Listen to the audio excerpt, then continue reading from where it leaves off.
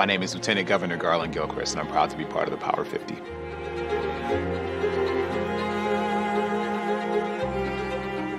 I've been really blessed, and I think the most significant barrier that I've overcome has been working alongside Governor Whitmer to be the first Black elected lieutenant governor in the history of the state of Michigan. It's really been a privilege to serve people all over this state and to be able to have people see themselves reflected in my playing this role in my public service has been inspiring. Like people telling me about the things that they want to do and the dreams that they believe are possible because they see me in this role, that the significance of that I think cannot be overstated, and I'm really humbled to play that part. Well, my hope is to have every person in Michigan feel like they can achieve their dream of health and wealth and that they have access to that dream in a full way. And I hope that what people see and experience from my service is something that gives them the confidence to imagine, to think that big things are possible. You know, my story is one that is only made possible because people in my community, whether it's on the east side of Detroit or in Farmington, believed in me and invested in me. And so I want my story to be one that gives people the inspiration to invest in themselves and invest in one another, invest in our communities.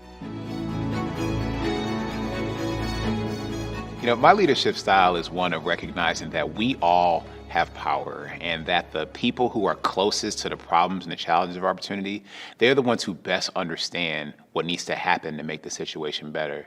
And so I focus on centering those people. You know, I started my career as an engineer, as a software developer, and making systems that work for people is how I work.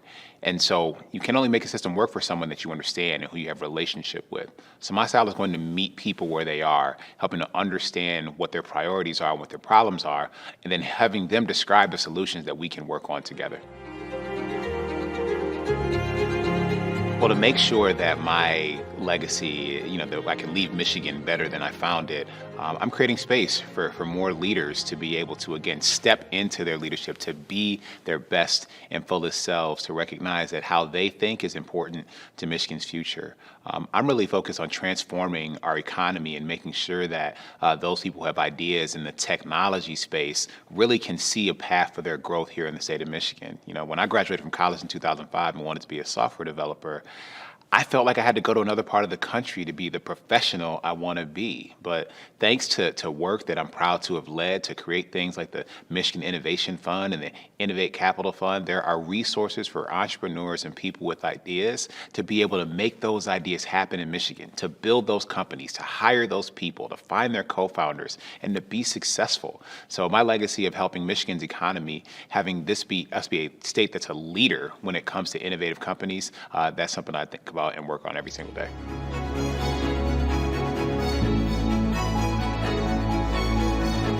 Every time I go to a school, you know, whether it's a daycare or child care facility, elementary, middle, high school, community college, trade school, professional school, or one of our amazing higher education institutions, speaking to students who are really designing their lives right now and who have overcome circumstance, who are trying to figure things out. But they also recognize that they have an opportunity. There's so much possibility locked up inside them that they're ready to unleash. I think about that every day, and I draw inspiration from them, whether it's a student who wants to, go into the law because someone was wronged in their family, whether it's someone who wants to change this, political system that feels broken and corrupt and cynical, or whether it's an artist who has just something to say and wants to speak through their art. I really draw from that and want to see the things that they create, because I can't even predict it, but I know I'm going to be proud of it.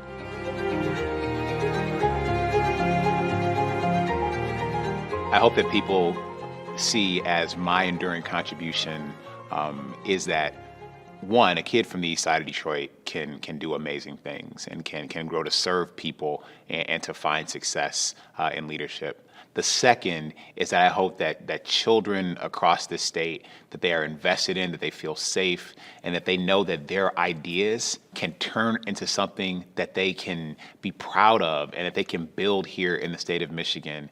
I started and sold 2 companies in my career, and I want every kid to feel like that's possible for them. but like I didn't know what an entrepreneur was when I was a child. But now we have things like a financial literacy requirement for high school graduation, so kids know how to not only manage money, but how to create businesses that can make money as well. I mean, I think I want that part of the legacy to really live on, and for people to recognize that they have potential and that potential can be realized in the state of Michigan.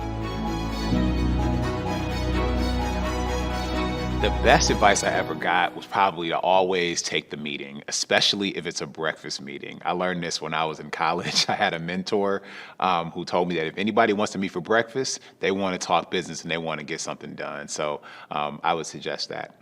The second piece, though, is something that a lesson I've learned along the way, which is that it's important to bring your full set of unique experiences to every situation. Like, I'm an engineer. There are zero people with my professional and educational background serving as statewide elected officials in the country except for me. And your ability to think differently, to approach challenges and circumstances differently is a strength, not a weakness. And so my advice is to don't let anybody tell you that your experiences are not valuable and are not needed in this situation and in the times we're in right now. Gosh, there are so many. I'll say two.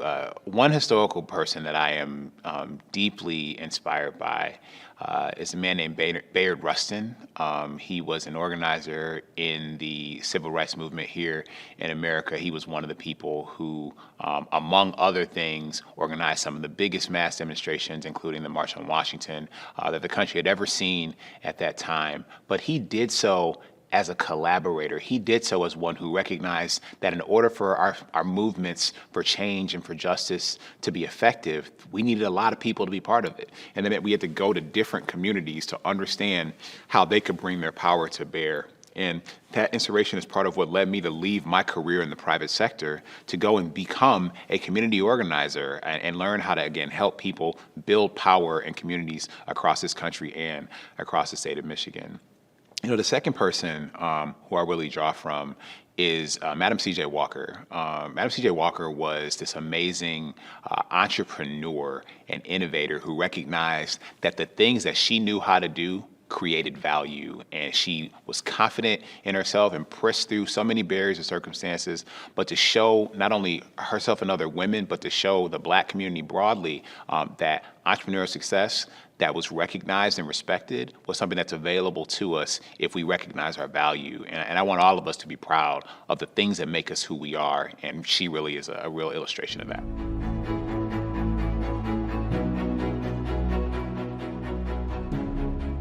I am incredibly excited about what we get to build here in the state of Michigan. We have laid a foundation for progress, the likes of which our state hasn't seen in generations. The way that we've invested in things like affordable housing, affordable childcare, education that is accessible means that people have opportunity to get what they need to be successful in a way that we've never seen before in our state's history. What that translates to is an unlock of the creativity and the innovative spirit to create things that are new and different and better for people all across the state of Michigan. And the heart and soul of that is going to be in our biggest and baddest city, the city of Detroit. And so I can't wait to see what people create, but I am excited about the creativity. I can't wait to see what people invent, but I am excited about the innovation. And the fact that that spirit is alive and well in this city and in this state is something that I cannot wait to experience and be a part of and support.